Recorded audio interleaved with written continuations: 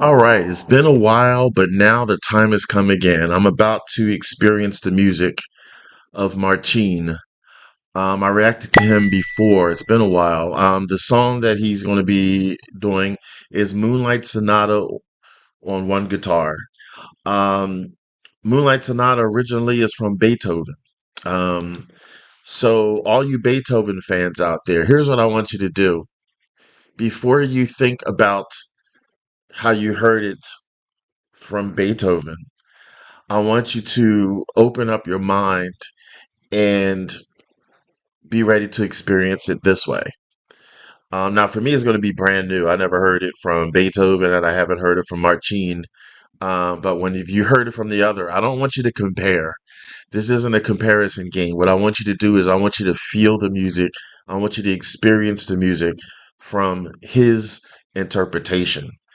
And he's doing it on one guitar, like one guitar. Like I'm so fascinated with some famous, amazing one guitar players I've heard. I reacted many times to Alik Bata.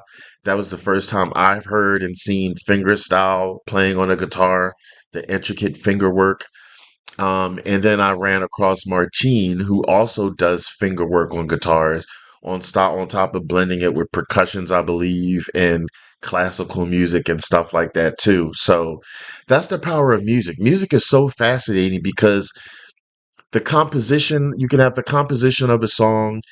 It could transcend generations, it could transcend countries and everywhere around the world, but it still gives everybody a feeling. And sometimes it can be a common feeling, especially if the melody is the same, if you do have it to compare something to. Um, but everything is its own interpretation. It's sort of like 3D or 4D. There's different angles, there's different ways to look at things and to approach things. So it shouldn't be always conceived as competitive. It's just his approach to the music as opposed to somebody else's approach. But anyway, let me get right into this because I'm pretty excited. I never pre-watch anything. If you know me for a while, I like to wait until I'm recording to experience it and have the real raw emotion on camera. All right. So I want you all to hold on and wait until Tazzz reacts.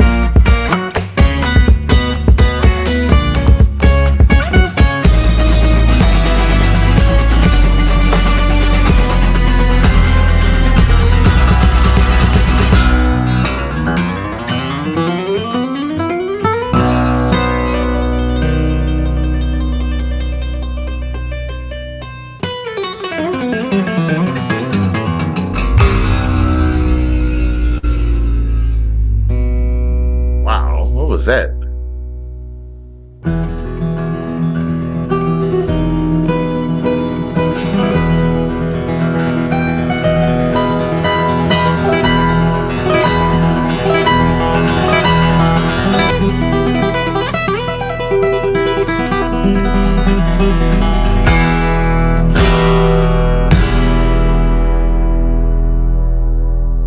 Wow. Is that it? Oh my God.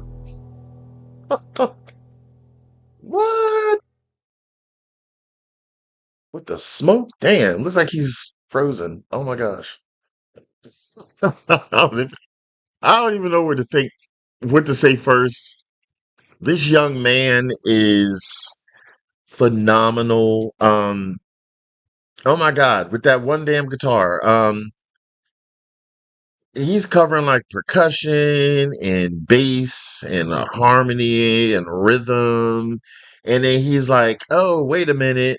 I'll handle like percussions too. Like, that was just amazing. And then I swear, I think when the fog and stuff was there, I think he was on the floor because I saw his feet and maybe what could have been carpeting behind him. I'm like, and he's playing the guitar on the floor.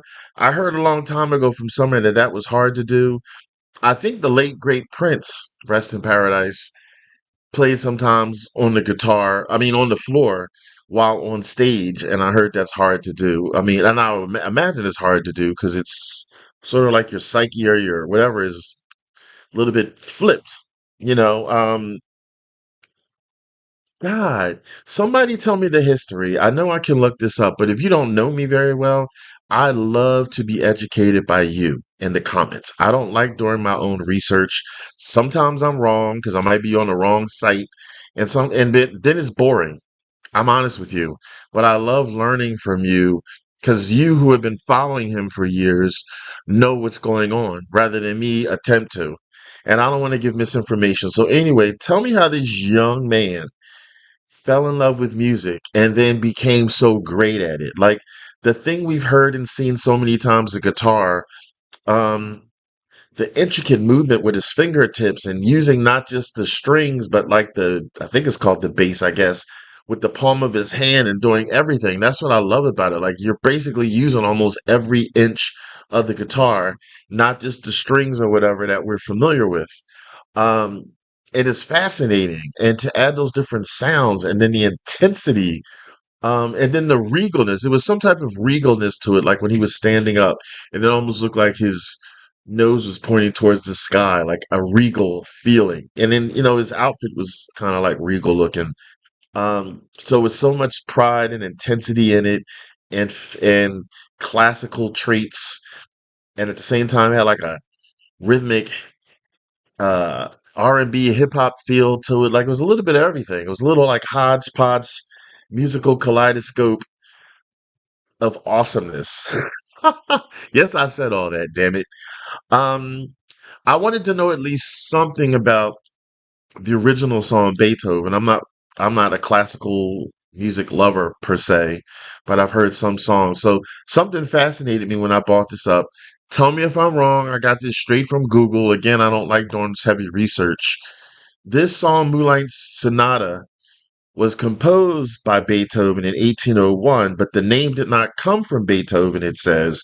It was coined 5 years after his death in 1832 by a German poet who said the first movement sounded like moonlight on Lake Lucerne, or Luzerne, maybe. Um, and I'll leave it at that because, again, I like being educated by you. But the point being how you have composed music or whatever and how it lives on and it exchanges hands and then new perspectives and new angles. And that's the power of music. That's the main thing I want to get from this is I want this channel to focus on the feeling of music, the appreciation of music. I don't care what country it came from, where it derived from, who sang what. I'm not trying to do a comparison war. There Anybody that does covers or renditions or reimaginations or whatever, if they're doing it in their own respectable way and still respecting the original, then that's the beauty in it. And love both. It's just like when you eat food, when you eat steak, you can broil the steak or you could country fry the steak. It's still steak, it's just different variations. You know what I mean? You could chop up the steak, you can have it whole, whatever. But that's how I think of music. Like it could come in many different ways, but it's still the original. I mean, it still has that commonality, I'm trying to say, is what I mean to say. That was just really, really beautiful and spectacular. Um, I wish this young man so much success, and I hope that my tiny little itty bitty channel can be a part of getting him more known out there. So if I can lead a new fresh eyes and new ears to him to subscribe to his channel, become a fan of his by hearing him through my channel, that's a win. You know, he wins, the labels win, YouTube wins, I win, the viewers win. You know, rising tide raises all ships. So I hope this gets through. I hope YouTube don't block this damn thing. If it does, you're going to see it altered, hopefully, to get it through. And then it'll be available unaltered on my Patreon. But I hate when that shit happens because we're all trying to love and rise together. I'm not trying to take all the pie, but I like to share the pie. But let's focus on Marcin and support him, okay? Um, replayability meters. This is all I'm gonna listen to again and again, possibly put on my playlist drum rolls. Yes, duh. Thumbs up, passive. I like a song. Thumbs down, ass if I don't like a song. Thumbs up, thumbs up, thumbs up. Go all have the day that you deserve. Appreciate music and be kind to others. And please talk amongst yourselves in the chat comments and educate me at the same time. I want y'all to take it easy and keep it breezy.